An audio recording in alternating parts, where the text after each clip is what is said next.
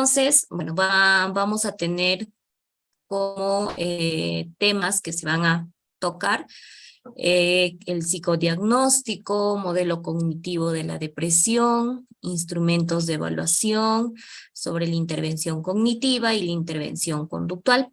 Para lo cual les voy a pedir que estemos activos por el chat para poder participar activamente sobre algunas consultas, dudas y volver a recordarles que nos centremos en el tema, ¿no? Para poder enriquecer más estos conocimientos. De repente hay algunos casos o algunas situaciones que tienen que ser o son más en particular, pero esos casos los tenemos que evaluar según los factores, según la situación, el contexto, etcétera, ¿no? Entonces, es importante que veamos primero este tema y bueno, al finalizar vamos a poder absolver algunas dudas, consultas. ¿De acuerdo? Entonces, vamos a ver sobre los trastornos del estado de ánimo. ¿Qué es el trastorno? Un trastorno se refiere a una perturbación, alteración o desorden en el funcionamiento normal de algo, ¿no? Esta va a ser ya sea en el ámbito de la salud mental, física o en otros contextos también. Pero cuando hablamos de salud mental, un trastorno va a incidir a un patrón que va a ser persistente, ya sea de pensamientos, emociones y comportamientos que causan un malestar significativo o deterioro en el funcionamiento diario de una persona. Los trastornos mentales pueden abarcar una amplia variedad de condiciones como la depresión, la ansiedad, la esquizofrenia, los trastornos bipolar, los trastornos de alimentación, entre otros. Y cuando hablamos de trastornos, pues estos pueden ser causadas de manera biológica, genética, ambientales o psicológicas también, ¿no? Y en su mayoría van a requerir un tratamiento terapéutico para poder gestionar estos síntomas y mejorar la calidad de vida. Entonces, vamos a mencionar también qué es un estado de ánimo, ¿no? Este se refiere al tono emocional generalmente o a la disposición emocional que una persona experimenta en un momento dado, ¿no? En cuanto nosotros mencionamos sobre el estado de ánimo, esta va a ser o va a referirse a cómo una persona se siente en términos de sus emociones básicas. Y dentro de las emociones, pues tenemos la felicidad, la tristeza, la ira, el miedo, la tranquilidad, entre otros. El estado de ánimo puede influir en cómo percibimos y respondemos a diferentes situaciones en nuestra vida cotidiana. Es así que va a manifestar las diferencias en las emociones, en el sentido de que es más duradero y general, ¿no? Mientras que en cuanto a las emociones van a ser respuestas más inmediatas a estímulos específicos, mientras que el estado de ánimo, bueno, es una actitud emocional que puede persistir durante horas, días o incluso más tiempo. Las fluctuaciones dentro del rango normal en el estado de ánimo son comunes, pero cuando estos cambios en el estado de ánimo son persistentes, intensos y afectan negativamente el funcionamiento diario de una persona, podrían indicar la presencia de un trastorno, que ya hemos visto, ¿no? Y en este caso, pues, el trastorno del estado de ánimo, como la depresión o el trastorno bipolar. Entonces, ¿qué es el trastorno de ánimo, no? El trastorno de ánimo, bueno, es el también conocido como trastorno del humor o también conocido como trastornos afectivos. ¿Y qué significa afecto? Pues significa estado emocional que se expresa a través de gestos y expresiones faciales, ¿no? Y estas van a ser en cuanto a nuestras emociones que nosotros vamos a ir manifestando. Por ejemplo, la tristeza y la alegría son parte de nuestra experiencia habitual de una vida cotidiana y estas van a diferir en la depresión y la manía que caracterizan a los trastornos del estado de ánimo. vamos a mencionar que la tristeza es una respuesta natural frente a la pérdida o derrota de algo, ya sea el desengaño, algún trauma, alguna situación catastrófica que nosotros hayamos pasado. ¿De acuerdo? ¿Quién no se ha sentido triste cuando de repente en algún momento nos hemos sacado mala nota? Cuando nuestras expectativas eran, no, definitivamente yo en esta oportunidad voy a sacarme un 20, un 18, pero nos sacamos un 10, un 9, ¿no? Y hay una situación, hay un sentimiento de derrota en este caso, ¿no? Y vamos a mencionar que la aflicción o el duelo va a ser una reacción normal, habitual ante una separación o una pérdida, como por ejemplo la muerte de un ser querido, ya sea el divorcio o el desengaño amoroso.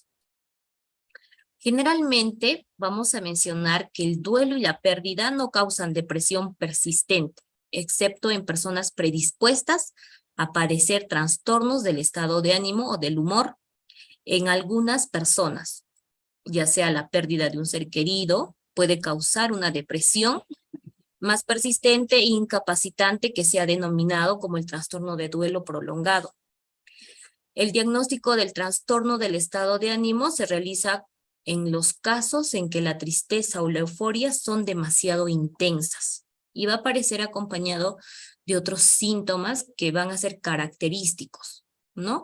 Donde vamos a ver la limitada capacidad de llevar una vida normal, ya sea en el nivel físico, social, laboral, ¿no? Hemos escuchado mucho, por ejemplo, a pacientes con depresión que tienen dificultad para poder, presentan dificultad para poder relacionarse con las demás personas y se ve afectado la parte social e incluso el que puedan ser incorporados a la parte laboral, ¿no? Presentan dificultad para poder incorporarse, socializar, cumplir con las metas porque tienen diferentes situaciones, presentan diferentes pensamientos y por lo tanto van a presentar esta dificultad, ¿no? Ya no va a haber el disfrute de actividades, ¿de acuerdo? Y bueno, vamos a ver eh, dentro de los estados de ánimo, vamos a ver tres trastornos, ¿no? Los más comunes, los más conocidos, que es el trastorno bipolar. El trastorno bipolar, que antiguamente se llamaba como enfermedad maníaco-depresiva. Los episodios en este caso van a alternar con episodios de manía o en una forma menos grave de la manía, que se va a llamar la hipomanía. Y la manía se va a caracterizar por una excesiva actividad física y sentimientos de euforia muy desproporcionados en relación a la situación. Y en cuanto al trastorno ciclotímico, se alternan episodios de euforia relativamente leves, ¿no? Y breves también. Y aquí se van a dar los episodios, como son episodios leves y breves en cuanto a la tristeza, va a ir asociado con la depresión, ¿de acuerdo? Y bueno, el trastorno de la depresión, que es un sentimiento de tristeza o disminución del interés del placer de las actividades, como les mencionaba hace instantes, ¿no? Que se convierte en un trastorno cuando es lo suficientemente intensa como para poder interferir en el funcionamiento normal de la persona. Entonces, ¿cómo podemos saber si esta persona padece de este trastorno, no?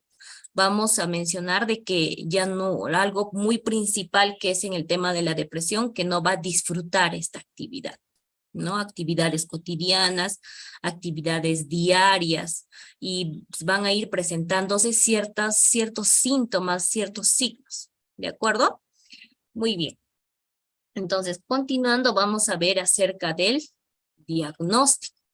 Nosotros, ¿cómo podemos definir, ¿no? ¿Cómo podemos saber que esta persona si presenta lo que es el trastorno bipolar, el trastorno depresivo, trastorno ciclotímico, y no solamente estos trastornos, sino otros trastornos que están, por ejemplo, la anorexia, la bulimia, no sé, etcétera, ¿no?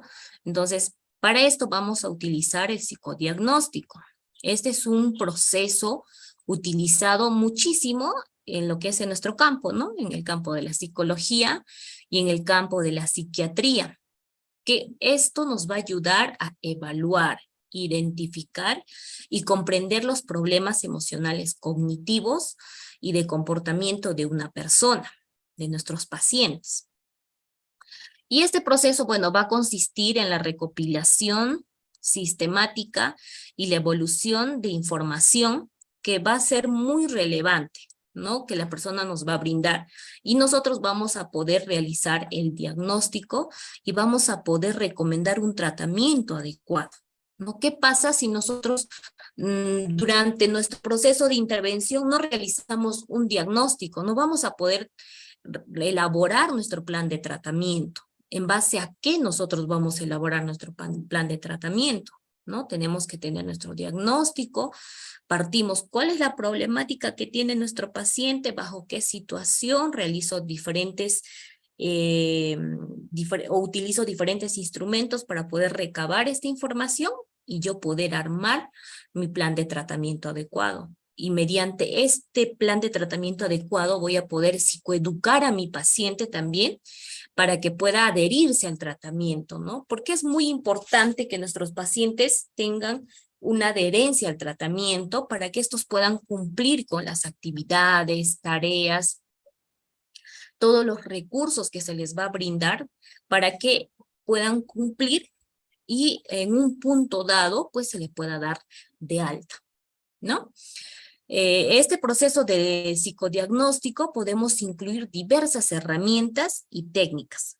Como les mencionaba, la entrevista, pruebas psicométricas, dentro de ellos están los test, cuestionarios, ¿no? Obviamente que estén estandarizados, observación del comportamiento, el análisis de la historia clínica, las evaluaciones neuropsicológicas si en caso se necesiten, ¿no? Y los diagnósticos psicológicos se van a establecer a partir de los signos y síntomas de las personas que nos van a manifestar, ¿de acuerdo? Y entonces, licenciada, psicóloga, ¿qué son los síntomas? Vienen a ser aquellos datos que las personas refieren y no pueden ser observados directamente. Estas van a ser más subjetivas.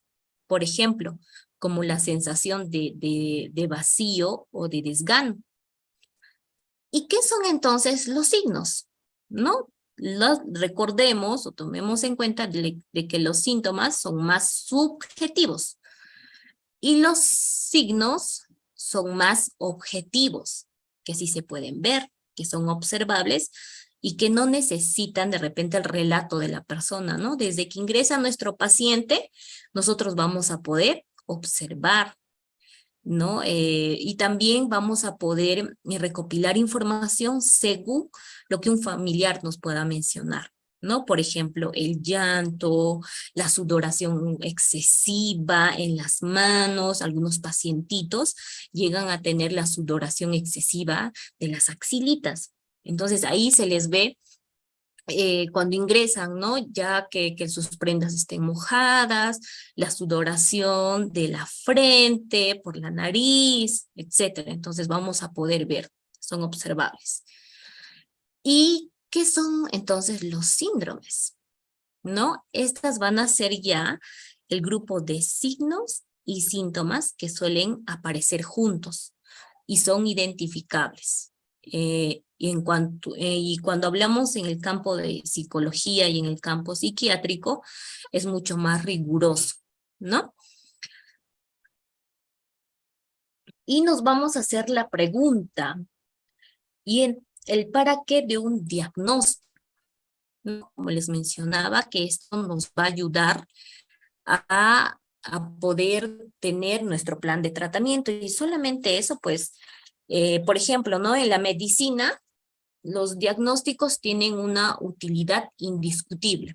Es diabetes, es neumonía, etcétera. Eso es el diagnóstico que te brindan, ¿no? Y no es que para de acá a un mes, 2 meses, ya no, ella tenía neumonía, ahora tiene otro tipo de diagnóstico, no, su diagnóstico es tal, ha sido neumonía, ha sido diabetes, etcétera, ¿ya?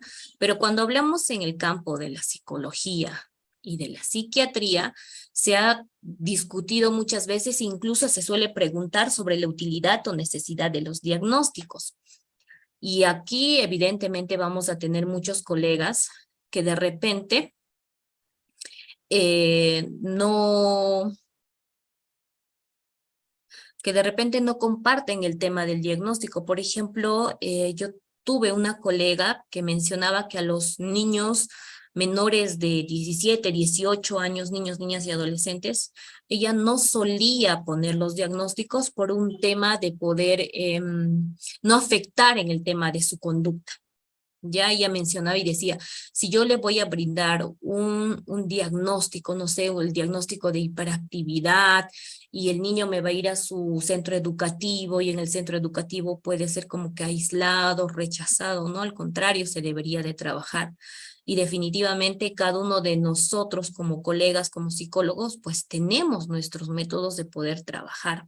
Pero sí partimos frente a algo, frente a una situación, frente a un sentimiento, una emoción, ¿no? Y vemos y empezamos a trabajar. ¿Qué temas vamos a ir trabajando? ¿Qué aspectos vamos a ir trabajando? Mm, los diagnósticos pueden hacerse con diversos fines, que podemos identificar como positivos o negativos, como les brindaba el ejemplo, ¿no? De esta colega que irrefutablemente ella no ponía los diagnósticos, pero realizaba muy buenas intervenciones también, ¿ya?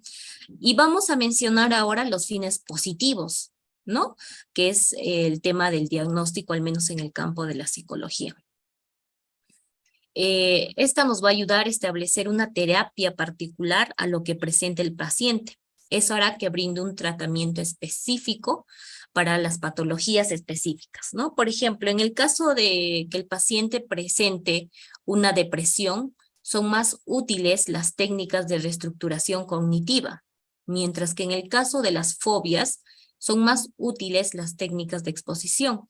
Pero antes de saber qué técnica utilizar o qué proceso, es que tenemos que tener establecido muy claro el diagnóstico, ¿ya? Segundo, va a ser evaluar la funcionalidad y gravedad de un paciente. Está identificando potenciales riesgos en función de la evolución y qué pronóstico para el trastorno. Por ejemplo, ¿no? Si una paciente tiene un trastorno depresivo mayor, es importante sugerir una consulta con un médico clínico para realizar un chequeo general. Fundamentalmente vamos a descartar algún tipo de baja en las defensas debido a alguna enfermedad médica como neoplasia o problemas hormonales como el hipotiroidismo, ya que ambas pueden causar con trastornos del estado de ánimo.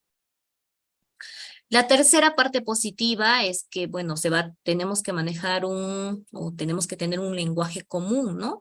Al contar con diagnóstico, ya sean estos diagnósticos universales aceptados, en donde estemos de acuerdo con un código común consensuado que va a permitir unificar criterios y diagnósticos.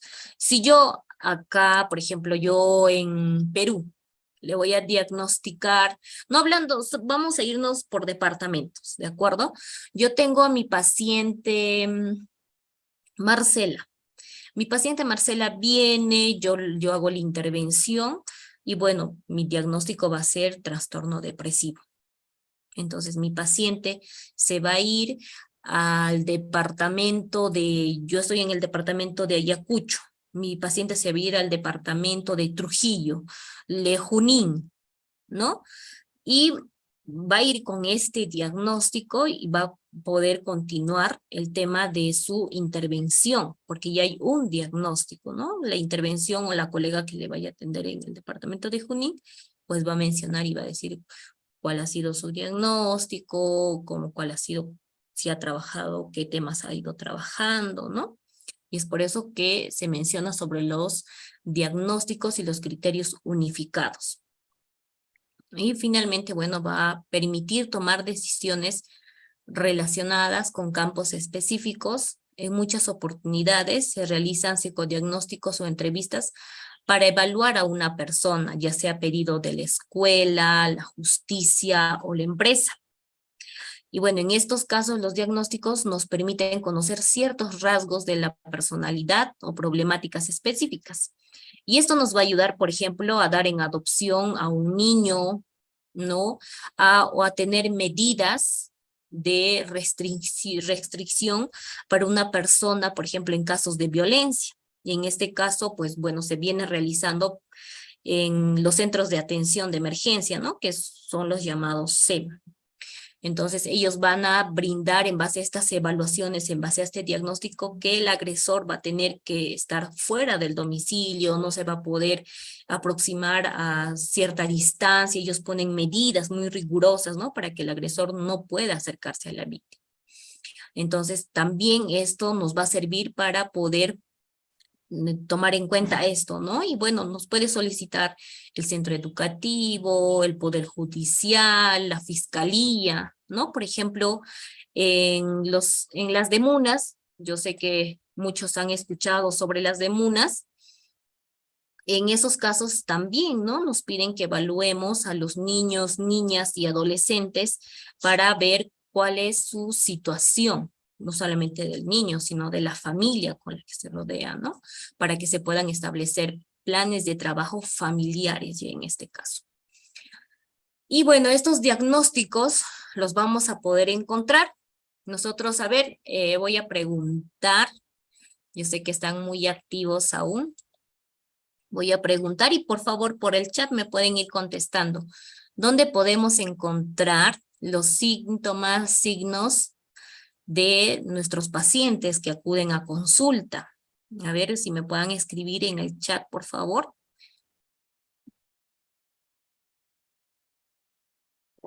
Exacto, DSM-5, DSM-5, el CIE-10. Genial.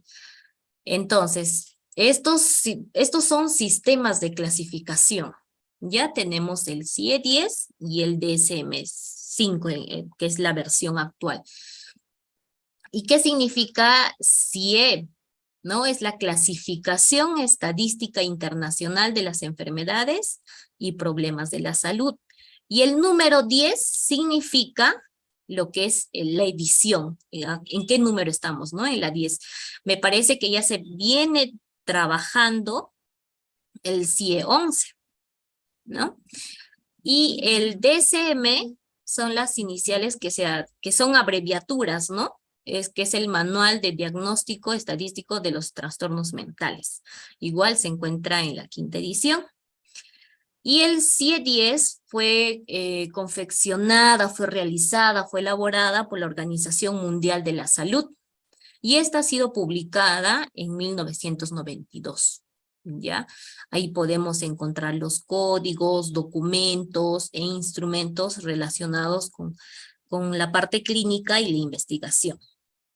Y bueno, el DSM ha sido publicado en 1994 por la Asociación Americana de Psiquiatría y es un sistema de clasificación de los trastornos mentales que tienen la intención de proporcionar descripciones claras, precisas de las categorías para poder categorizar, ¿no? Nuestros diagnósticos.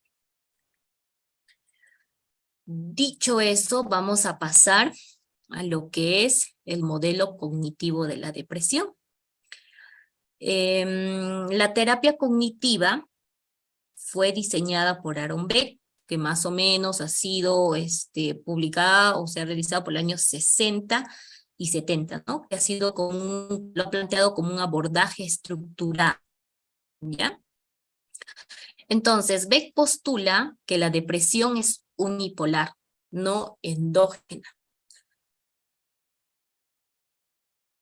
donde los individuos tienen una vulnerabilidad cognitiva que se dispara ante situaciones estresantes de la vida. ¿ya?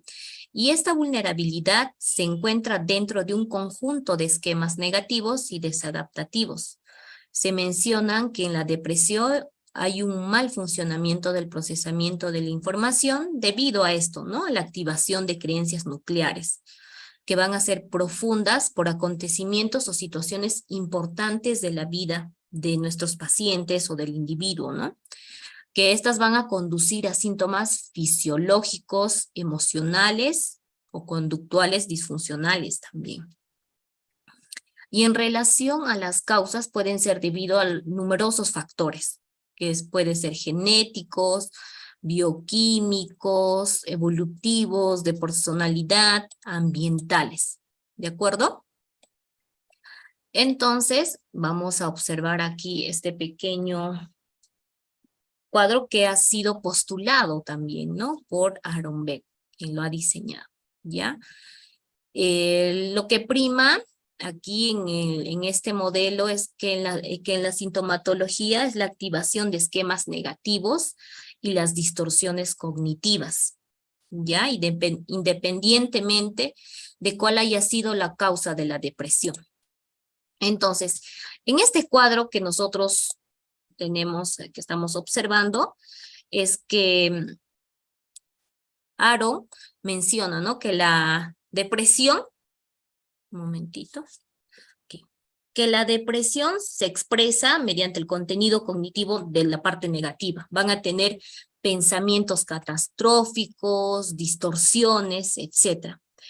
Y como mencionaba, ¿no? ¿Cuáles son las causas? Estas causas pueden ser ambientales o genéticas, pero que va a ser una predisposición a una vulnerabilidad y que va a generar esquemas negativos de uno mismo, del mundo y del futuro. A lo que Aaron Beck llama la tríada cognitiva, a estos tres de acá, ¿ya? A estos tres de acá de los esquemas negativos, uno mismo, el mundo y el futuro, que se les va a pasar a continuación a explicar también, ¿ya? Vamos a tener la tríada cognitiva que hace referencia a tres esquemas o patrones cognitivos que inducen al individuo a percibirse de sí mismo, el mundo y el futuro desde un punto de vista negativo, ¿no? En este caso va a tener una visión negativa de sí mismo y va a hacer que el individuo se perciba como incompetente y esta se refleja en la percepción de un mundo que le hace que le va a hacer demandas excesivas o insuperables que de repente uno mismo no va a poder cumplirlas, ¿ya? Y en cuanto a la visión negativa del futuro es de desesperanza, debido a lo que percibe o experimenta en el presente, y solo se va a centrar en las dificultades o el sufrimiento. Esta tríada cognitiva son síntomas que suelen aparecer en los cuadros depresivos. Una de ellas está la falta de motivación, deseos de suicidio, pasividad, dependencia, falta de energía, etcétera, ¿no? También tenemos las distorsiones cognitivas. ¿Qué son las distorsiones cognitivas? Yo sé que hay muchos colegas aquí que lo utilizamos para nuestros tratamientos, ¿no? Es como que vamos a ayudar a nuestros pacientes a que puedan identificar estas distorsiones y se puedan trabajar no solamente dentro del consultorio, sino también en la parte externa, que pueden ser en sus casas, en el campo laboral, etcétera, para que puedan afrontar nuestros pacientes estos pensamientos o esquemas, ¿ya? Los esquemas negativos vienen a estar activos en los individuos depresivos, que les llevan a cometer una serie de errores en el procesamiento de la información o distorsiones cognitivas, que por una parte van a facilitar que se producen a la hora de percibir la información del medio y por otra van a permitir al depresivo mantener la validez de sus creencias, ¿no? Acá vamos a mencionar que Beck a un inicio ha identificado 6 distorsiones, pero con el pasar de los años han realizado diferentes investigaciones que luego pasaron a ser 11, luego actualmente tenemos identificado 17 distorsiones, ¿de acuerdo? En el material que se les va a brindar, vamos a poder facilitarles estas distorsiones, ¿ya? Pero ahora les vamos a mostrar, por ejemplo, estas distorsiones, estas 4 distorsiones que tenemos, ¿ya? Una de ellas es la inferencia arbitraria, que es saltar a las conclusiones, que es el proceso, y dentro de sus definiciones está, ¿no? El proceso de obtener una conclusión negativa en ausencia de evidencia empírica suficiente que la avale. Y uno de los ejemplos, pues, es, no encuentro trabajo porque soy un desastre, ¿no? Hay un tema de que no espera un resultado de repente a un puesto que ha postulado, al contrario, ya esta persona pues dice, no, no voy a encontrar un trabajo, ¿no? Y ya hay una distorsión cognitiva que presenta. En el tema catastrófico, proceso de evaluar el peor resultado posible de lo que ocurrió o va a ocurrir, ¿no? Y menciona que es peor, bueno, dentro de los ejemplos que tenemos es peor que no lo intente porque fracasaré y será horrible, ¿no? Vemos cómo este pensamiento constantemente va a estar con nuestros pacientes. También tenemos comparación, que es la tendencia a compararse, llegando generalmente a la conclusión de ser inferior o mucho peor que los demás. Y dentro del ejemplo tenemos, ¿no? Aunque me esfuerce, no consigo ser tan agradable como mi compañero, ¿no? Y algo que quiero mencionar aquí, seguramente lo hemos ido tocando, lo hemos ido viendo también, y es un tema de que nosotros, por ejemplo, me han llegado muchos casos de hermanos, llegan, ¿no? Viene el paciente con su padre, por ejemplo, en este caso un paciente de 10 años, y constantemente este pacientito pues manifestaba de que los padres, ¿no? Constantemente le comparaban con sus demás hermanos, que por qué no eres como tu hermano, que por qué no te comportas de esa manera, tu hermano a tu edad no era de esa manera. Y estas acciones hacen, como decíamos, ¿no? Puede ser un factor para que a largo plazo se pueda desencadenar, ¿no? Estas distorsiones cognitivas. Y obviamente el menor manifestaba y decía de que no, no me agrada que me estén comparando, ¿no? Y obviamente se trabaja con el familiar, en este caso con los cuidadores, con los padres, para evitar estas comparaciones, porque cada uno tiene diferentes características, diferentes conductas, diferentes comportamientos. Es más, nosotros podemos tener 5 pacientes con depresión, pero estos pacientes, nuestro abordaje no va a ser igual con los 5 pacientes.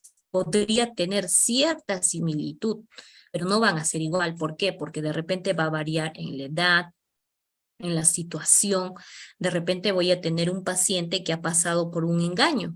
Entonces, no va a ser lo mismo que yo que tenga que trabajar con un paciente que ha pasado por un proceso de duelo, por un fallecimiento de su progenitor, de su padre, ¿no?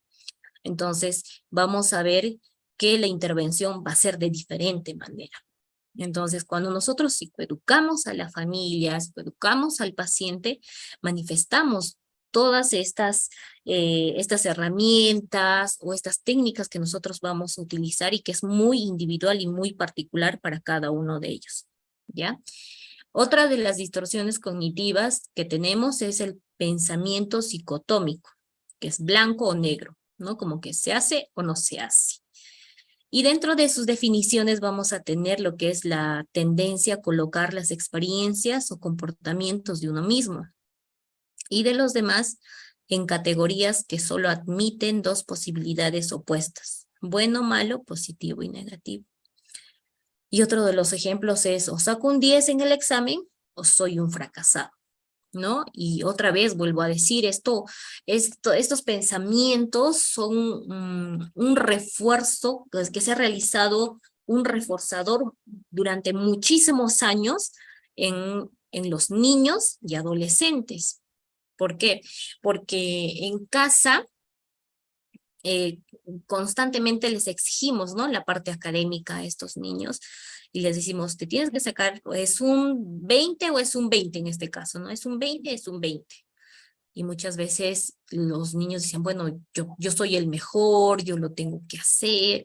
Y, por ejemplo, cuando llega a postular a un centro universitario, pues muchas veces muchos alumnos que han finalizado el primer puesto dentro de la secundaria no les ha garantizado que puedan entrar al centro universitario dentro de un primer puesto tampoco, ¿no? Entonces, y esto los padres han reforzado, entonces, ay, seguramente no has podido, no has estudiado bien y por eso no has ingresado, ¿no? Y hay un tema de una repercusión, y hay un causal. Y, por ejemplo, en los temas, cuando los estudiantes postulan a centros universitarios, pues el tema de que no hayan ingresado a estos centros preuniversitarios, universitarios, es que desencadena, ¿no? Incluso un trastorno depresivo y dice, no, ya, y viene, por ejemplo, una distorsión cognitiva de inferencia arbitraria, no, no lo voy a hacer porque no voy a ingresar, ya mejor ni postulo ya. ¿No? Y vienen desencadenando otras distorsiones cognitivas que constantemente están con nuestros pacientes. ¿Ya? Entonces, vamos a ver lo que son los pensamientos automáticos. Dentro de los pensamientos automáticos, estas vienen a ser las autoverbalizaciones, pensamientos, imágenes que aparecen ante una situación externa o interna, de manera determinada y que son resultados de una interacción. ¿De acuerdo? Muy bien, antes de poder ver el tema de la depresión como tal y los síntomas, pues les quiero mostrar un pequeño video y por favor me comenta si se escucha. Voy a estar en el chat para que podamos observar.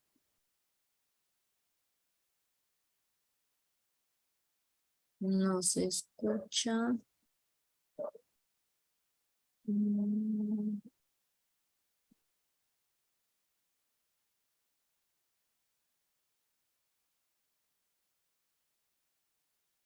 momentito, por favor, hasta que pueda configurarlo.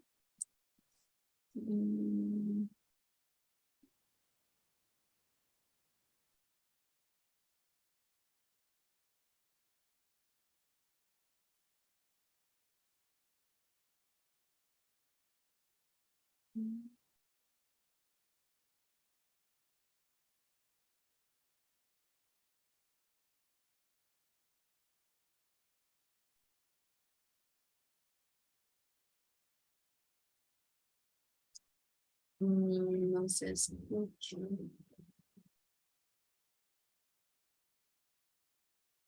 A ver, lo voy a compartir de esta manera. Compartir.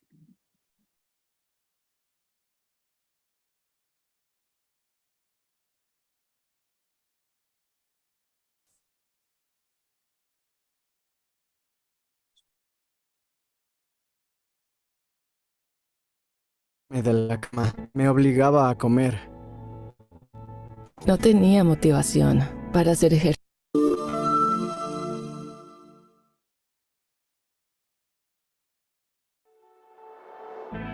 No podía levantarme de la cama. Me obligaba a comer. No tenía motivación para hacer ejercicio, para estar con la gente, nada. En verdad me gustaba tocar el piano, pero cuando estaba deprimido no me interesaba tocarlo. Pensaba que ya no tenía razones para seguir aquí.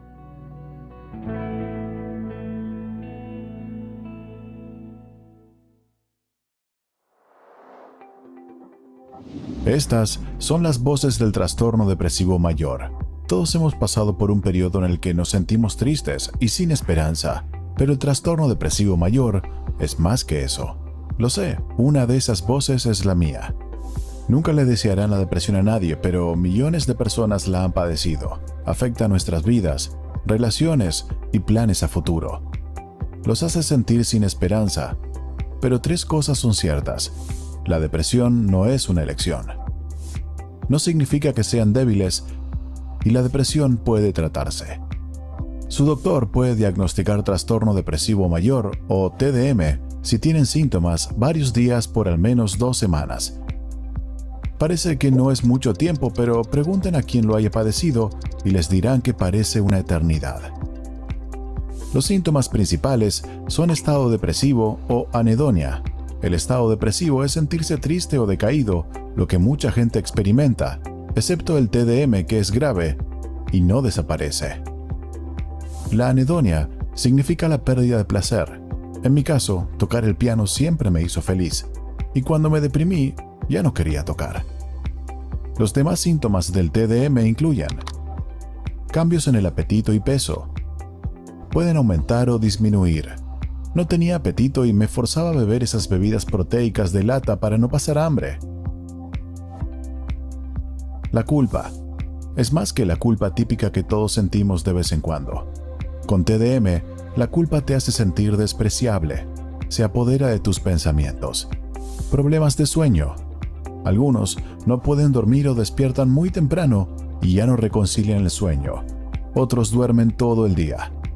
Dificultad para pensar o concentrarse. Me costaba mucho trabajo tomar decisiones. Era frustrante para mis amigos. No podía evitarlo. Permanecer impaciente o agitado o muy lento. Sentía que vivía en cámara lenta. Fatiga. Sentirme cansado todo el tiempo era devastador. No tenía energía para nada. Pensamientos suicidas. Esta es la parte de la depresión que es peligrosa. Si ustedes o alguien que aman tienen pensamientos sobre lastimarse o suicidarse, busquen ayuda inmediata. Llamen al 911 o llamen al teléfono o chat de Prevención Nacional del Suicidio, que siempre está disponible. Aunque el TDM es doloroso, hay esperanza. Existen tratamientos funcionales para la depresión. Hable con su doctor o especialista en salud mental. Pidan ayuda. Sí funciona. La gente puede lograr tener una vida feliz, así como yo.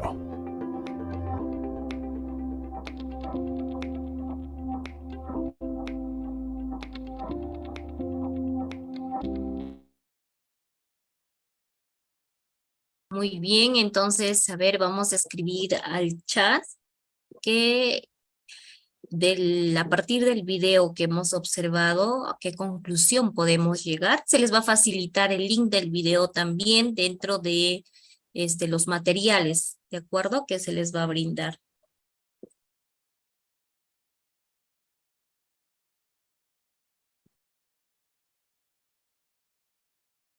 Terapeuta de Reyes Psicólogos, y te invito a que veas este video. Un momentito.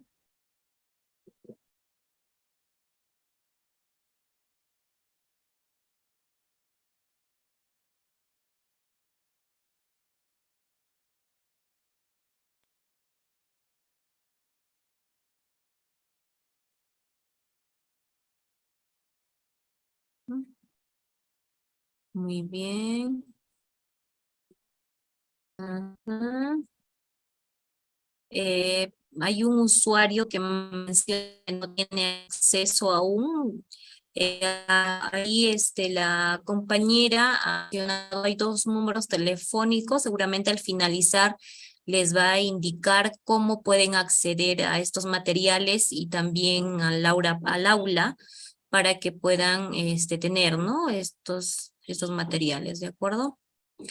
Nancy dice, cuando sentimos que no podemos con nuestros problemas, tenemos que pedir ayuda, acudir a un profesional, apoyar a quienes presentan estos síntomas y signos. La familia debe estar atenta a las señales. Muy bien explicado. Para darle el soporte. Ujú. Muy bien.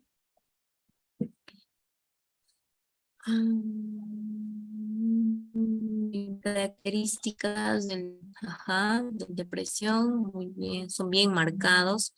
Y cada vez que sentimos o estamos viendo un caso con estas características, debemos estar alerta. Muy bien, yo sí. Verónica, es importante prestar atención a los signos y duración de ellos. Ajá.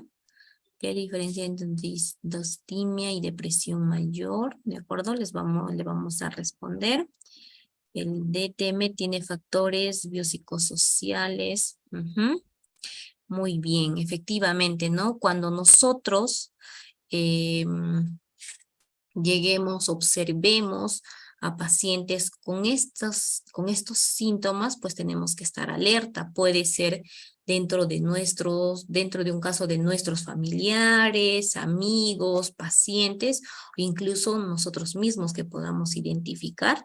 ¿Para qué? Para que luego podamos acudir, ¿no? Y algo que les quería mencionar, y es algo que es muy importante, yo considero que es un trabajo en conjunto que se tiene que realizar juntamente con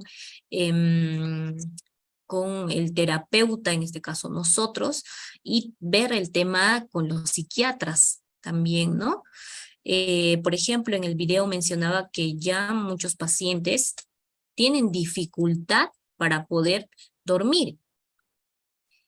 Entonces, ¿qué es lo que necesita este paciente para que pueda dormir? Obviamente ya presenta insomnios, ya se le ha enseñado la técnica de relajación, y ahí tienes que utilizar esta técnica en estos momentos, en estas situaciones, pero ¿qué pasa? No hay un tema de que no lo está logrando, ¿no? De repente falta de práctica, falta de consistencia, y es muy importante el trabajo que se tiene que realizar con el psiquiatra también, porque con él también vamos a poder, el tema de la medicación va a ser proporcional, y cuando, por ejemplo, en algunos casos que he trabajado con los psiquiatras, esto nos ha ayudado en el tema de los tratamientos, en nuestro plan de tratamiento, para que pueda disminuir incluso el consumo de estos medicamentos, ¿no? Muchas veces he escuchado colegas, ¿no? He escuchado colegas que mencionan de que no necesitan, ellos mismos lo pueden hacer. De repente un paciente lo puede hacer.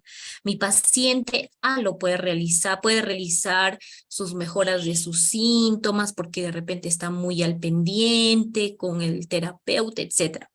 Pero no todos, porque recordemos que cada paciente viene con diferente situación, con diferentes disparadores, lo vamos a llamar así, ya con diferentes activadores para que puedan despertar estas conductas, ya estos pensamientos que también ya hemos visto. Entonces, es muy importante que se pueda realizar este trabajo multidisciplinario entre los profesionales que ameriten que se tiene que trabajar. ¿De acuerdo? Muy bien, entonces, ya en el video lo he mencionado, vamos a volver a reiterar. La depresión es un trastorno mental grave, ¿no? Que afecta el estado de ánimo, los pensamientos, las emociones y el comportamiento de una persona. Las personas que sufren de depresión experimentan una sensación persistente de tristeza profunda y una pérdida de interés de las actividades que antes disfrutaban, ¿no? Y dentro de los síntomas, pues vamos a ver lo que es tristeza constante o sensación de vacío. Sí, excelente, Nancy, ¿no? La administración de fármacos tiene que tener una persona quien haga la supervisión, efectivamente, ¿no? Porque hemos tenido casos en los que el paciente, por ejemplo, para que pueda tener la supervisión de otra persona, también tiene que estar otro familiar, ¿no? Dentro del soporte que se le tiene que brindar a este paciente. Ya, porque ha habido pacientes que no puedo dormir y me tomo más, y pues llega un tema ya de intoxicación incluso. Ya ahorita les voy a comentar un casito. Vamos a terminar de ver los síntomas, ¿ya? Otro de los síntomas de la depresión es la pérdida de interés o placer en las actividades resultaban muy gratificantes, ¿ya? Cambios en el apetito y el peso, que es la pérdida o aumento, dificultad para dormir, en exceso de sueño. En la mayoría de los pacientes, casi un 80% podemos mencionar de que hay un apetito, el apetito es totalmente disminuido. Hay pérdida de apetito y nuestros pacientes pues bajan de peso, por lo tanto pues su sistema inmunológico incluso está más debilitado, ¿no?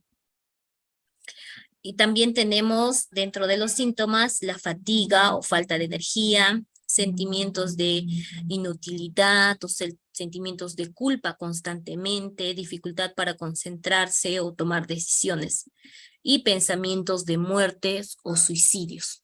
Acá habla sobre los pensamientos, recordemos, ¿ya? Bueno, les quería comentar un casito. El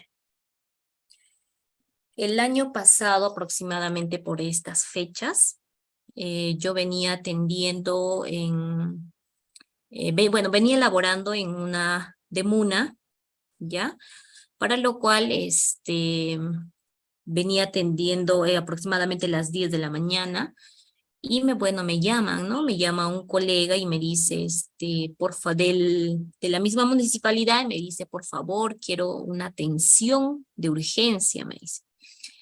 Y yo le digo que ahorita me encuentro atendiendo a un niño, pero cuando termine voy a ir, ¿no? A la atención necesaria. Pero me dice, no, de que es muy urgente el caso, porque ya el paciente que tenía 15 años, él ya había pasado, estaba pasando por una etapa depresiva, ya tenía el diagnóstico, ¿ya? Pero este diagnóstico lo habían realizado dentro de su centro educativo. Él estaba dentro de un COAR.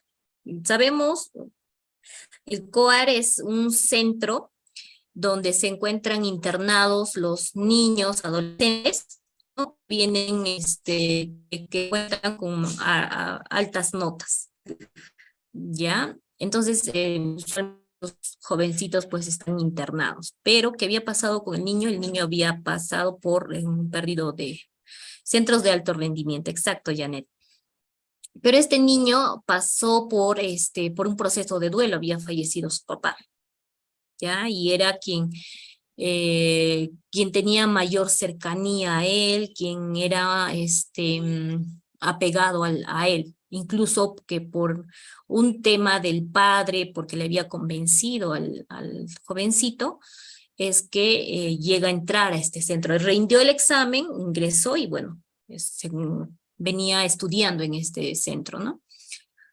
Y bueno, el colega me dice, pues, tienes que atenderlo, es con urgencia, por favor, he intentado suicidarse ya este pequeño y quiero que sea una atención. Y obviamente hay un tema de prioridades que nosotros llamamos, ¿no? Cuando es ya un intento de suicidio, pues acudimos inmediatamente a la atención, ¿ya? Y obviamente se conversó con el otro pacientito, se reprogramó su sesión y se atendió y se le explicó pues que había un tema de urgencia. Entonces, cuando se le ve al adolescente, obviamente yo no pude realizar una primera intervención porque el jovencito se había tomado las pastillas para poder dormir, ¿ya? Y obviamente estos estaban siendo como que administradas con la supervisión de su madre. Pero la mamá, por temas laborales, es que a veces no la supervisaba, o como que ya, mira, eres grande, ya tienes 15 años, ¿no? A veces nosotros decimos, uy, ya tienes 15 años y eres muy grande, lo puedes hacer solo. Y la verdad es que hay algunas cosas que sí lo pueden hacer, pero hay algunas cosas que no lo pueden hacer. Entonces, la mamá tenía turno noche y este pacientito pues no podía dormir. Y lo que había hecho era tomarse unas 5 pastillas, ¿no? Al punto de quedar inconsciente y se había desmayado. Y quien lo había visto era su hermanita de 8 años, ¿no? Que llama a los vecinos y los vecinos, bueno, los vecinos hacen un llamado a serenazgo y este jovencito ha sido llevado por emergencias, que tuvo que realizarse una limpieza. Tanto ha sido el consumo de medicamentos, de este fármaco, que bueno, que cuando yo lo vi, bueno, el niño se habrá tomado como a las 8:30 de la noche, 9 más o menos, que yo lo atendí como a las 10, 11 de la mañana, pues el jovencito continuaba como que con sueño, ciertamente mostraba desgano, no quería conversar, ¿no? Y obviamente yo no podía hacer una intervención así, ¿no? Más que un tema de un acompañamiento nada más. Y como que había ciertas cosas que tenían coherencia en lo que manifestaba y algunas cosas pues no tenían coherencia. Y ya al día siguiente, de lo que yo le observo, pues comenta, ¿no? De que dentro de este centro educativo, de este centro de alto rendimiento, pues el jovencito no le estaba pasando nada bien y había un tema de una presión por parte de la madre, ¿no? Que le mencionaba y le decía, por tu papá estás ahí, que por qué te tienes que salir, y el niño quería estudiar en un centro educativo normal, ¿no? En un colegio normal, pero la mamá no quería, que no, que cómo vas a estar afuera, obviamente la mamá también tenía sus propios motivos. Y al momento de yo realizar la historia, la entrevista con este paciente, pues me menciona todos estos síntomas, ¿no? Y el especialista quien le había diagnosticado, pues no le había hablado sobre qué es una depresión, no hubo un tema de psicoeducación al paciente, ¿no? Mira, vas a pasar por esto, tu plan de tratamiento va a ser esto, vamos a trabajar en estas actividades, en estas acciones, te voy a brindar estas herramientas. Algo básico que de repente nosotros podemos enseñar a nuestros pacientes es un tema de relajación, ¿no? Diafragmática. Entonces le pregunté, me dijo de que no sabía, porque solamente en el centro era más un tema de estudios, ¿no? De que tenían que esforzarse, tenían que estar al pendiente de sus exámenes, tareas, etcétera. Y que un colega que le había atendido, pues no le había informado muy bien. No sabía, es más, la mamá tampoco. Entonces, fue algo muy preocupante para nosotros porque ya este pequeño pues quería suicidarse y constantemente mencionaba y decía, ¿no? Yo me quiero, ¿para qué voy a vivir? ¿No? Si ya no ven que es un pensamiento catastrófico lo que mencionaba, ¿no? Decía, yo ya no quiero vivir si yo ya no tengo a mi padre, ¿no? Entonces ya había intentado el suicidio, se le realizó, bueno, obviamente nosotros como institución realizamos la derivación a un centro mental comunitario para que pueda recibir ya una atención multidisciplinaria, ¿no? Y pues nos comentaron que obviamente el menor estaba llevando su tratamiento, pero tenía sus recaídas y nosotros como terapeutas tenemos que estar preparados para este tipo de situaciones también, de qué manera lo podemos afrontar. Y muchas veces es que nos limitamos a poder comentar sobre este tema de las recaídas, ¿no? Particularmente, y yo les comparto, ¿no? Abiertamente de que cuando se atienden a los pacientes, se les comparte sobre este tema de las recaídas, ¿no? Porque es parte de su mejoría, es parte de la evolución que está realizando nuestro paciente. Igual cuando vengo atendiendo a niños, adolescentes, se les informa a los padres, ¿no? Y se les manifiesta y se les dice, probablemente de acá a un tiempo vaya a presentar una recaída en estas conductas. Y lo que vamos a hacer es estar preparados y que a veces la familia piensa, no, ya está tomando medicamento, ya está yendo a la psicóloga, nosotros acá le estamos apoyando, entonces ya va a mejorar. No es así, es que para mí el tema de una recaída, digo, wow, está avanzando mi paciente, entonces con esta recaída vamos a realizar otra vez las estrategias, las metodologías para que pueda continuar avanzando. Y efectivamente, ¿no? De lo que de repente al mes tenía una recaída, 2 recaídas, al tercer, cuarto mes va a tener una recaída. Y de repente a la siguiente ya va a estar mucho más fortalecido nuestros pacientitos. ¿Ya? Entonces estar al pendiente de nuestros pacientes, de nuestros familiares, que es un tema bastante delicado, ¿no? Bastante delicado por la cual cada uno de nosotros podemos afrontar incluso. ¿Ya? Entonces vamos a ver lo que es los instrumentos de evaluación, ¿no? Igual acá les voy a pedir que me puedan escribir en el chat cuáles serían los instrumentos de recolección, ¿no? Para la evaluación, para saber qué es lo que tiene nuestro pacientito, ¿de acuerdo? A ver, escribimos en el chat.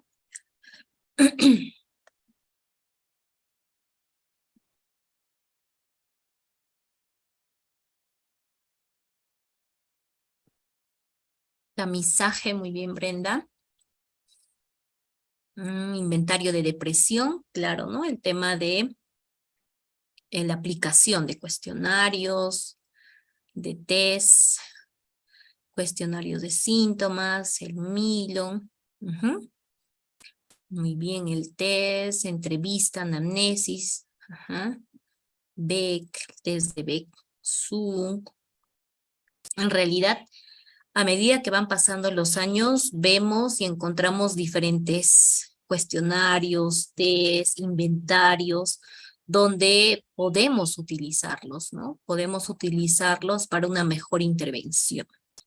Desde el API, muy bien. Entonces, dentro de nuestros instrumentos de evaluación, vamos a tener la entrevista, ¿no? Que vamos a poder evaluar, recolectar toda la información necesaria, ¿ya? Para poder diagnosticar a nuestro paciente, ¿sí? Tenemos la observación, que es muy fundamental para nosotros, ¿no? ¿Qué pasa si nosotros no tomamos en cuenta esta parte de la observación? Probablemente dejemos escapar muchísimos datos, ¿no? Por ejemplo, como les mencionaba hace instantes, el tema de la sudoración, ¿no? El tema de desde que ingresa a nuestro consultorio, ¿no? Como que, de qué manera ha venido vestido, si tiene coherencia su vestimenta con la estación, ¿no? Si estamos en verano, por ejemplo, vamos a hablar nada más de Lima, que venga con chalinas, una gorra para el frío, no bien abrigado, pues vamos a tener que ver, ¿no? Que observar qué ha pasado, por qué nuestro paciente está viniendo vestido de esa manera, de repente pasó algo, está enfermo, no lo sé, pero si estamos con unos grados, pero que no nos soportamos el calor, ¿no? Entonces, se encuentra fuera de un rango, ¿no? De un rango normal. También vamos a tener lo que es la historia clínica, los datos autobiográficos, la evolución de su problema, datos sociales, etcétera. Los autorregistros, que más adelante también los vamos a ver, ¿no? Los autorregistros de los comportamientos depresivos, la utilización de cuestionarios y como ya lo han ido mencionando, ¿no? El inventario de depresión de Beck, la escala de actitudes disfuncionales, la escala de desesperanza, ¿no? Y acá vamos a tener que recoger la información tanto de los pacientes como de los familiares, porque tomemos en cuenta que la percepción del paciente es muy diferente a la percepción de los familiares. Cómo es que su situación que percibe el paciente, cómo lo percibe o qué conductas realiza en casa también. Y esto, ¿quién nos va a poder dar los datos? Pues los familiares, ¿no? De acuerdo a su percepción. Siempre se recomienda en casos para pacientes depresivos que vengan con algún familiar, ¿no? Para que pueda dar data de las conductas, de las tareas que se les ha dejado para casa, para ver cómo está, si los está cumpliendo o no los está cumpliendo también, ¿ya? Es muy importante, particularmente, pues, solicito, ¿no? Que venga con algún familiar que lo haya observado, que haya estado constantemente con el paciente. Y se recomienda pues que pacientes con el síntoma de pensamientos de suicidio tenga un pariente que se encuentre con el acompañamiento constante, ¿no? En algunos casos que me ha tocado pacientes con este tipo de pensamientos, pues se les ha manifestado, ¿no? De que cuando tengan ese tipo de pensamientos o que se les haya activado, inmediatamente marcar, ¿no? Porque ya es un distractor externo. Marcar, me marcas, conversamos y se les recuerda, ¿no? La técnica de la respiración, la relajación muscular, para que puedan entrar en, que yo lo llamo en sintonía, ¿no? Entramos en sintonía para que otra vez puedas estar ya más calmada, más calmado, tranquilo, ¿de acuerdo? Bien, pasamos lo que es la intervención cognitiva. Esta intervención cognitiva es un procedimiento de intervención estructurado, de tiempo limitado, que utiliza como estrategias de intervención fundamentales el razonamiento deductivo y la comprobación de hipótesis, con la finalidad de poder ayudar a las personas a aprender a identificar y contrastar sus pensamientos disfuncionales, ¿ya? La terapia cognitiva no solo se centra en las distorsiones cognitivas del individuo, también se va a centrar en los problemas externos relacionados con su malestar, ¿no? ¿Cuáles son en la terapia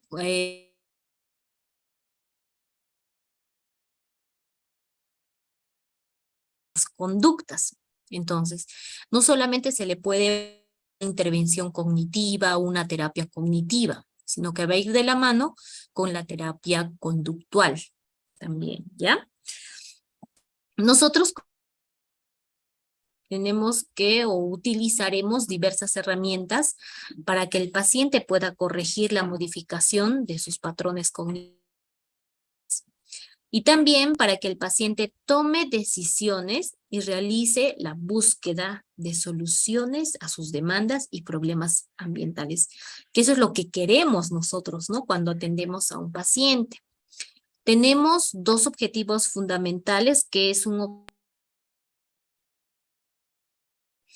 el objetivo a corto plazo es eliminar los síntomas y las creencias disfuncionales que presenta el paciente.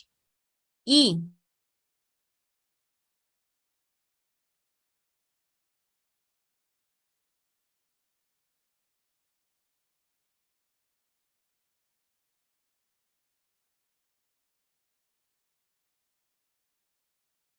que se fue mi internet y si me escuchan, por favor me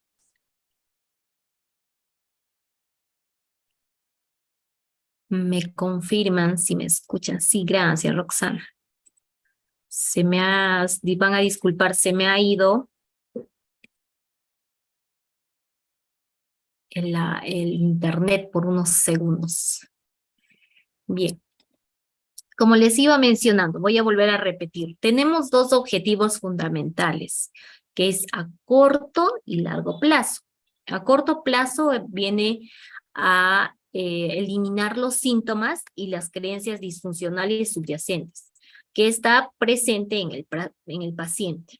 Y a largo plazo, pues, que adquiera habilidades necesarias que va a permitir que en el futuro se pueda corregir las distorsiones cognitivas y ayudarle a incorporar como parte habitual las actitudes y formas de funcionamiento más adaptativas y racionales del paciente.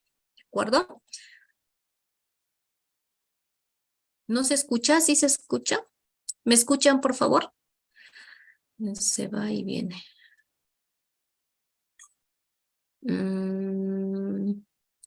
Ya, ¿sí me escuchan? Ah, genial, gracias. Ya, muy bien. Entonces vamos a pasar a la siguiente.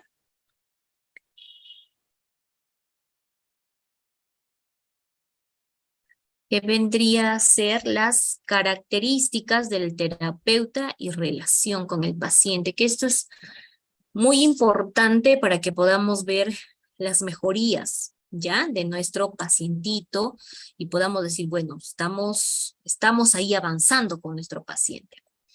La terapia cognitiva no solo se va a centrar en las distorsiones cognitivas del cliente, sino también en los problemas externos relacionados con su malestar, como íbamos mencionando, ¿no?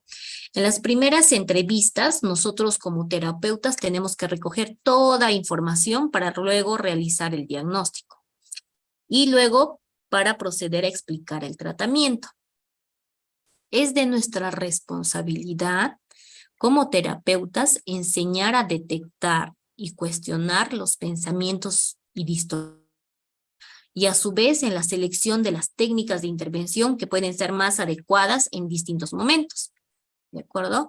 Antes de finalizar la etapa, antes de finalizar nuestra terapia también, el terapeuta colabora en la valoración sobre el paciente, ¿ya? Si ha adquirido las habilidades, si existe un entrenamiento necesario para detectar y cuestionarse los pensamientos que se activen, y a su vez vamos a ayudar a que puedan encontrar situaciones futuras, ¿no?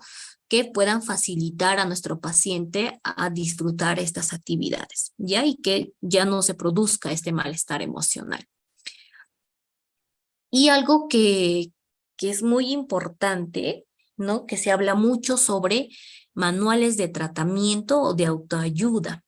Este tema de me automotivo, detecto sobre mi depresión, en realidad he visto muchos libros, ¿no? Sobre estos temas, lo cual definitivamente estos libros pues han sido creados en un rango general, ¿no? No específicamente, de repente, ese libro yo lo pude haber leído, ¿no? Y hay muchos pacientes que vienen y me dicen, he leído tal libro, no me ha ayudado, me siento de esta manera, etcétera. Y la verdad uno dice, pero ¿por qué? Si tienes la facilidad, ¿no? ¿Cuánto te ha costado el libro? Me ha costado ciento tantos, incluso me menciona. Pero mira, viniendo a consulta ya tenías para 2 sesiones, ¿no? De repente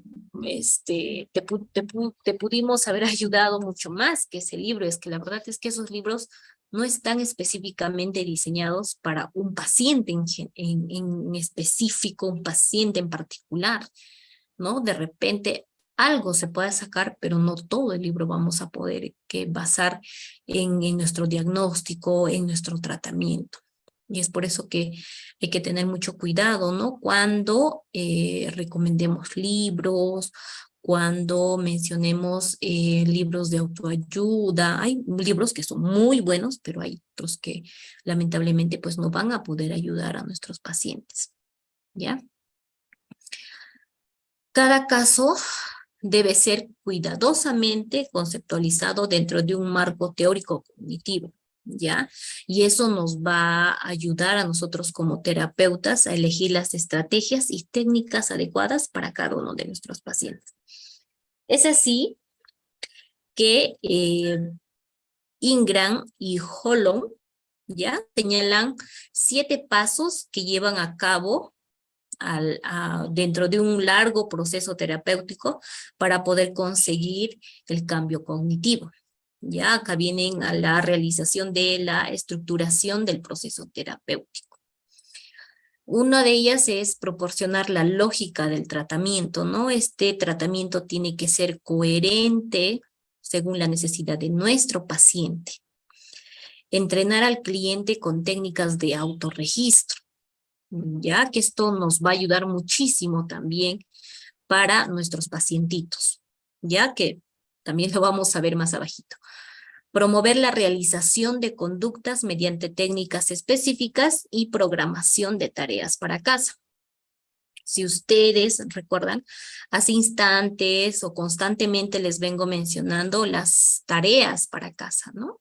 Yo sé que hay muchos colegas que trabajan mucho con esto porque nos ayuda a evaluar el avance de nuestros pacientes y el compromiso que tienen nuestros pacientes, y no solamente nuestro paciente, sino la familia también, ¿no? Porque muchas veces se pide que lo puedan realizar o supervisar, ¿ya?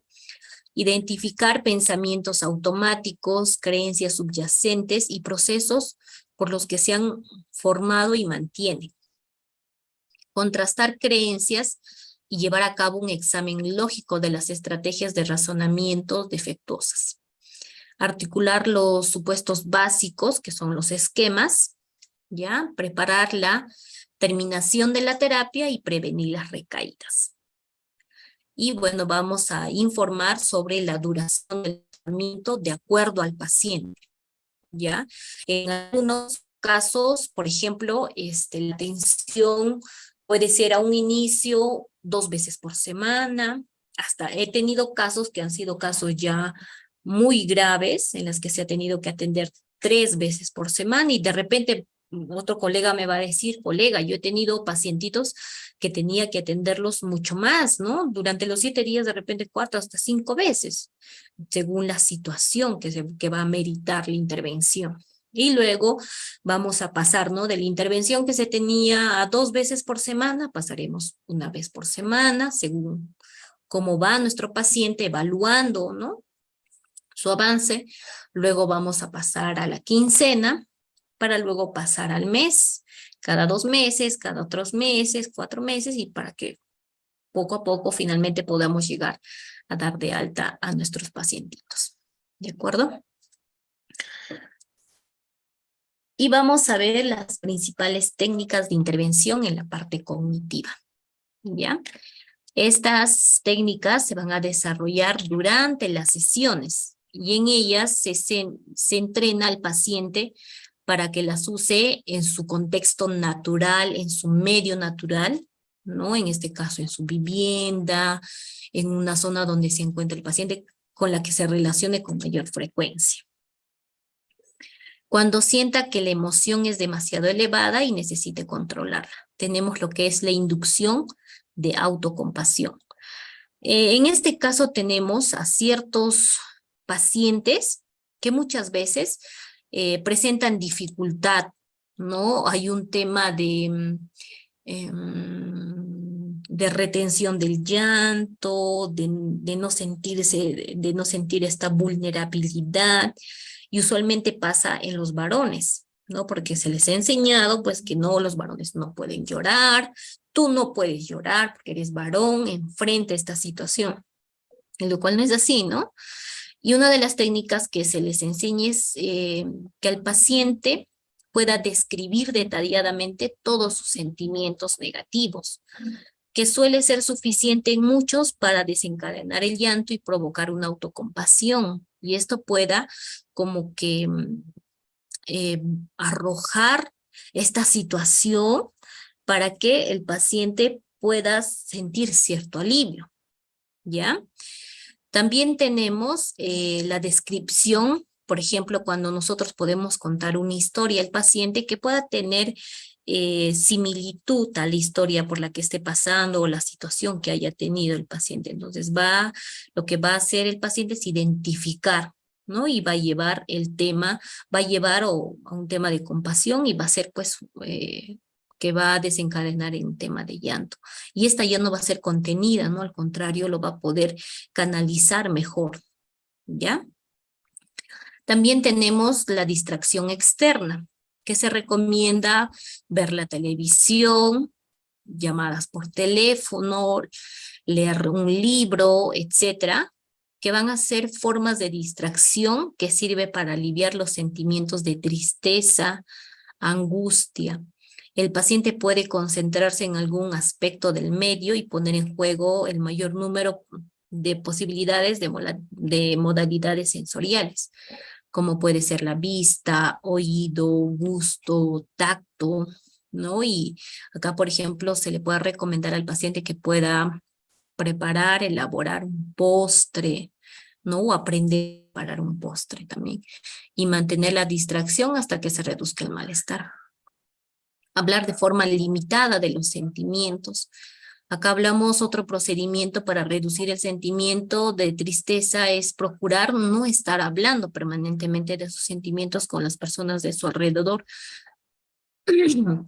Las personas que han pasado por una etapa de duelo, por una etapa de pérdida, pues se les recomienda, ¿no? De que hay un cierto límite para poder dialogar, conversar sobre esa situación que ya afrontó, pero que no vaya a ser repetitivo y constantemente, ¿no? Y muchas veces las demás personas pues no lo abordan como tal. Ay, sí, pues ha fallecido tu papá, qué tristeza, qué pena, cómo te estarás sintiendo, ¿no?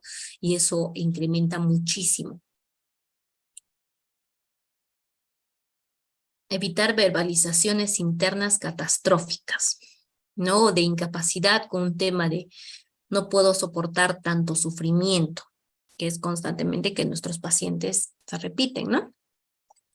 Esta técnica ayuda a aliviar el sentimiento de tristeza, dado que estas verbalizaciones incrementan la percepción de incapacidad y catastrófico. Y bueno, vamos a ver acá el tema de autorregistro, que se utiliza muchísimo en pacientes depresivos, ¿no? Esta técnica se utiliza desde las fases iniciales para recoger información sobre el estado emocional del paciente a lo largo del día y conocer ante qué situaciones, personas o conductas se incrementa o disminuye el malestar, así como para analizar el grado de dominio y el grado de las actividades que llevan a cabo. Y muchas veces acá les podemos pautar a los pacientes que puedan valorar mediante una escala, ya sea de 0 a 100, donde 0 es sentirse muy mal y 100 es sentirse muy bien. Algunos terapeutas también pueden utilizar de 0 a 10, que a algunos les resulta mucho más fácil, ¿no? 0 es sentirse muy mal y 10 es sentirse muy bien. No, esta va a tener la utilidad de que nos permite obtener información detallada de lo que ocurre al paciente a lo largo de la semana y sirven de línea de base para comparar los cambios posteriores. Y acá tenemos un ejemplo de autorregistro, ¿no? Donde vemos la fecha y la situación, emociones, pensamientos automáticos que afloran, respuesta racional y resultado. Fecha y hora, ¿no? Acá nuestro paciente muestra como lunes, las 9 de la mañana. Situación, estoy en la calle y veo un perro y se pone a ladrar. ¿Y qué emoción tuve? La ansiedad, un 70%, ¿no? Que es muy elevado. Y mi pensamiento automático fue que ladra porque se ha enfadado y me quiere morder, ¿no? Pero nuestra respuesta racional es que un perro que ladre, bueno, no necesariamente significa que esté enfadado y que quiera morderme, ¿no? Y ya va bajando un 60%. Y seguimos analizando, pues no le vamos a quitar el tema de la credibilidad de que efectivamente algunos perros sí nos pueden morder, pero no todos, ¿no? Pero acá le vamos a dar un 30%, ¿ya? Y bueno, nuestro grado de ansiedad va a ir bajando también ya un 20%, ¿ya? Y bueno, como ya estamos llegando a la parte final, vamos a tener lo que es la intervención conductual.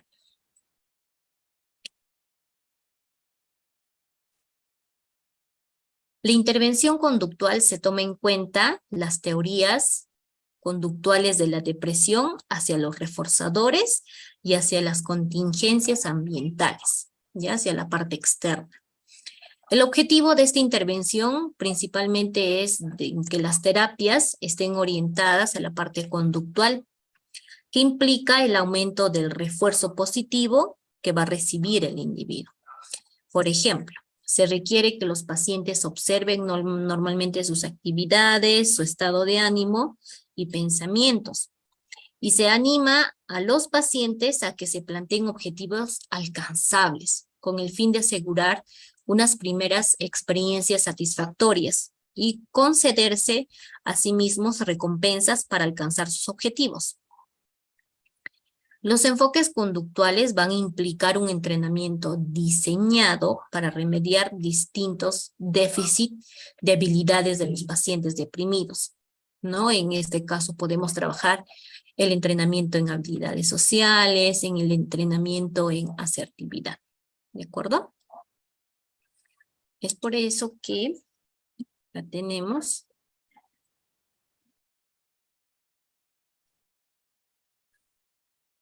El aumento de las actividades agradables y disminución de las desagradables, que es lo que nosotros queremos, ¿no? Para que nuestro paciente pueda estar mejor. Y bueno, acá vamos a citar a Lewinson y a sus colaboradores, que ellos mencionaron que la relación significativa de la depresión son con bajas tasas de refuerzo positivo y con altas tasas de experiencias aversivas, ¿ya? Nuestro tratamiento debe estar formulado y debe desarrollarse con un programa conductual muy estructurado. Puede ser de 12 sesiones, según la necesidad de cada paciente, y este va a ir dirigido a cambiar la calidad y cantidad de las interacciones de los pacientes deprimidos con sus entornos, para lo cual se utilizará la intervención cognitiva y conductual, ambas en conjunto, como les mencionaba, incluyendo el entrenamiento en asertividad, relajación, el autocontrol, la toma de decisiones, la solución de problemas, la comunicación y el manejo de tiempo.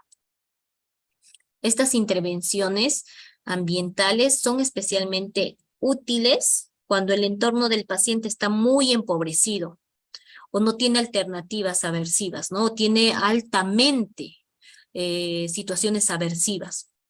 O también cuando el individuo tiene pocos recursos personales.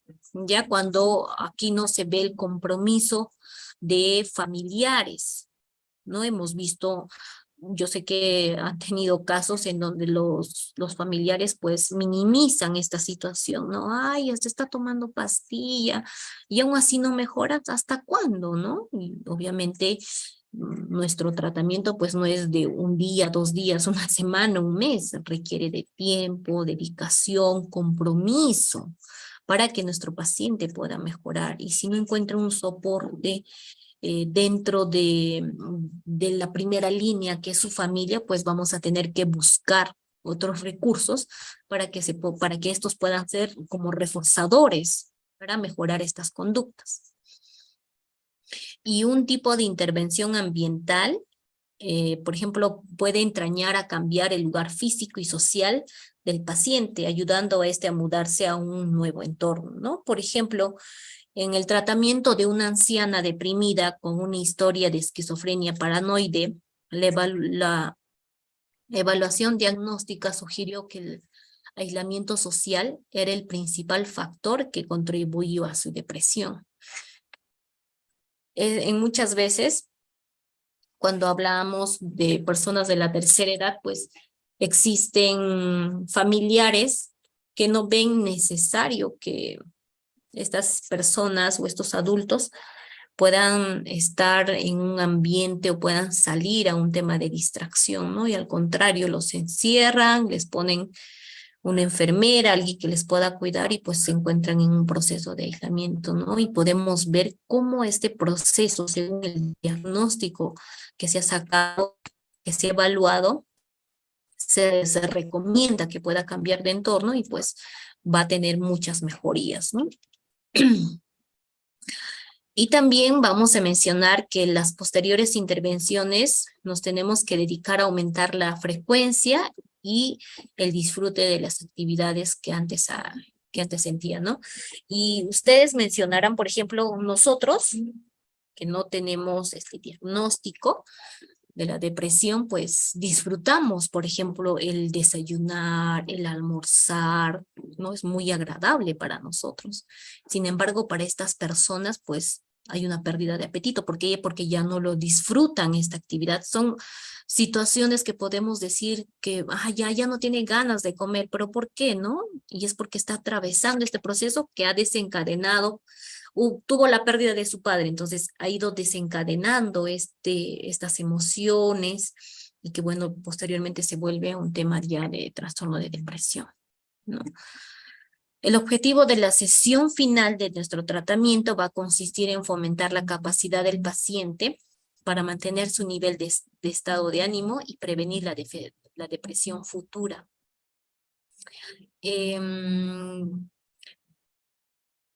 Según Beck, según las causas que ya que hemos visto a un inicio, ¿no? Sobre la predisposición que puede presentar nuestro paciente, que puede ser ambiental o genética.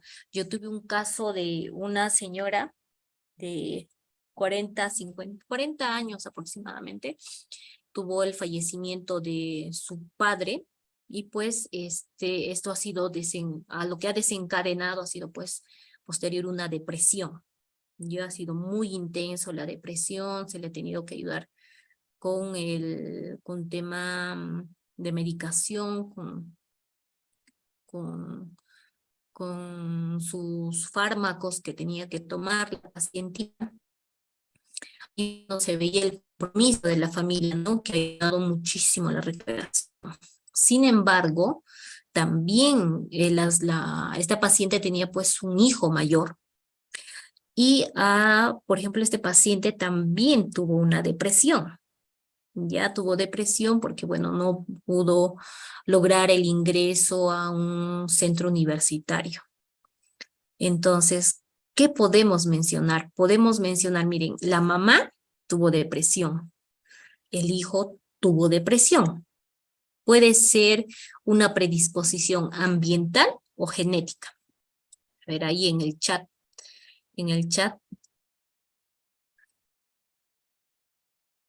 ¿ustedes qué creen?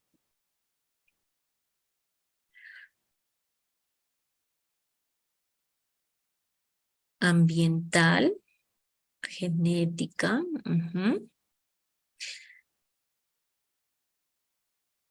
Genética, exacto. Es genética, ¿no? Lo ha heredado de la madre.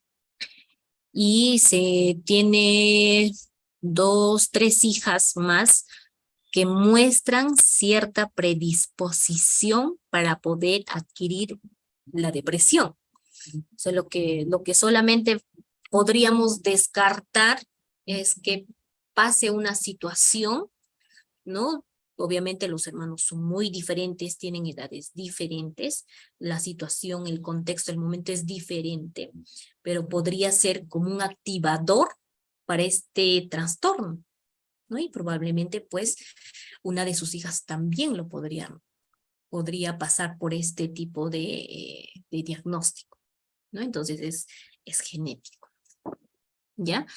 Es por eso que nosotros vamos a ir viendo lo que es técnicas también en el tema conductual, ¿ya? El objetivo de la sesión final de nuestro tratamiento va a consistir, ¿no? En esto, en fomentar la capacidad de los pacientes para poder mantener su nivel de estado de ánimo y se pueda prevenir la depresión a futura, ¿ya? Y bueno, vamos a ver lo que son nuestras técnicas también, ¿no? Lo que es el entrenamiento en relajación. Considero que es el primer paso que nosotros tomamos para poder trabajar, una de las herramientas que nosotros podemos utilizar y enseñar a nuestros pacientes, ¿ya? En el entrenamiento en relajación se va a indicar a los pacientes cómo la tensión puede exacerbar la aversión de situaciones desagradables y cómo interfiere con el disfrute de las actividades agradables.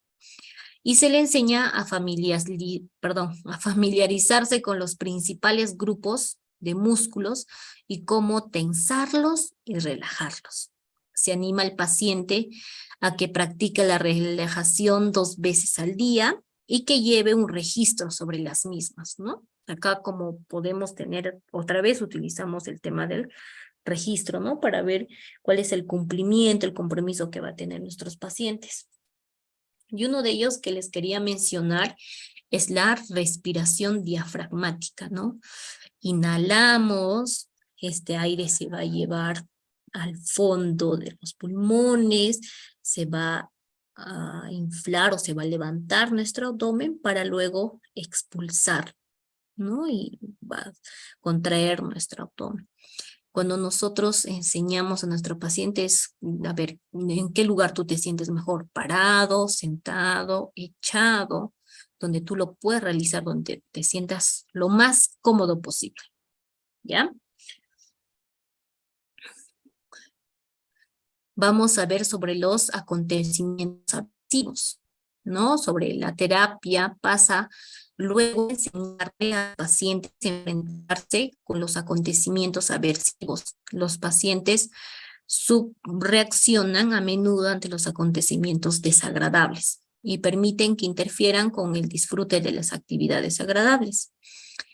El componente de la disminución de los acontecimientos desagradables va a continuar indicando un pequeño número de interacciones o situaciones negativas que va a desencadenar la disforia del paciente, ¿ya? Pero se va a trabajar en reducir la aversión de estas situaciones. Nosotros como terapeutas vamos a disponer un amplio rango de tácticas que va a poder incluir a enseñar a los pacientes a tener vamos a trabajar frente a los pensamientos positivos y constructivos, ¿ya? Y el tiempo del manejo, ¿no? La otra técnica es manejo del tiempo, que es la planificación diaria. Esto va a ayudar a estructurar sus actividades y que estas actividades las puedan cumplir, ¿ya? En esta fase vamos a hacer que los pacientes lean y hagan un empleo considerable de sus actividades, ¿ya? Y uno de los libros que les puedo recomendar para que puedan tomar de ejemplo es Cómo controlar tu tiempo y tu vida, que es de Lakin, algo así se lee, está en inglés. Ya igual dentro del material que se les va a facilitar, ahí está el libro también para que lo puedan conseguir y lo puedan leer, ¿ya? Los individuos deprimidos normalmente hacen un mal uso de su tiempo, ¿no? No planifican las actividades y por consiguiente no les gustan arreglar las cosas. Entonces, esto del manejo del tiempo pues va a ser de muy útil para nuestros pacientes, ¿ya? Este entrenamiento tiene como objetivo ayudar a los pacientes a lograr un mejor equilibrio entre las actividades y que quieran realizar las actividades que piensan hacer, ¿no? Yo pienso hacer dichas actividades, entonces me las programo y las realizo, ¿no? Entonces nosotros nos preguntamos, ¿no? Entonces, para que pueda llevarse a cabo este entrenamiento o esta herramienta, pues es que va a ayudar a la planificación, ¿no? Va a ayudar a la planificación a nuestros pacientes para que lo puedan desarrollar. Pero nosotros inicialmente podemos ayudar a nuestros pacientes a que lo puedan realizar. Lo podemos realizar en consulta, ¿no? De qué manera se puede estructurar, cómo se puede realizar, para que luego ya pueda ser como una actividad en casa, ¿ya? Y lo puedan realizar ellos y nos pueda traer posteriormente y revisarlo también, ¿ya? El aumento de las actividades agradables. Mira, recién estoy revisando mi chat, no he podido revisar. Aumento de las actividades agradables vamos a ver acerca de las actividades de la planificación diaria, que es útil para poder programar acontecimientos agradables y específicos. ¿Ya? Esto nos va a ayudar a los pacientes a que puedan aumentar su tasa de actividades agradables. Se pone el énfasis en plantear objetivos concretos para conseguir ese aumento y para desarrollar planes específicos, ¿ya? Sobre las cosas que van a hacer nuestros pacientes.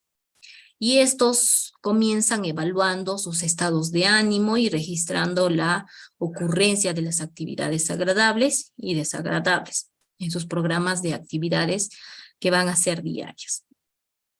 Entonces, estos autorregistros vamos a poder tener también, por ejemplo, cómo podemos registrar, ¿no? En base a los acontecimientos agradables que ha ido teniendo nuestro paciente. Y las puntuaciones pueden ser de 0, que no ocurrió hoy, 1, que ocurrió pero fue neutro, y 2, que ocurrió y fue muy agradable. ¿De acuerdo? Entonces, estas técnicas nos van a ayudar a que nosotros podamos brindar estas herramientas a nuestros pacientes y podamos tener mejorías, avances dentro de nuestro proceso de intervención terapéutico que vayamos a tener. Bien, entonces hemos llegado a la parte final de nuestra exposición de este curso especializado, para lo cual se les va a facilitar los materiales, ya para que lo puedan tener, lo puedan leer. Igualmente se les va a facilitar un libro también. Sí, le voy a dar pase a mi compañera para que les pueda indicar sobre a qué número se pueden contactar. ¿De acuerdo? Te doy pase. Gracias.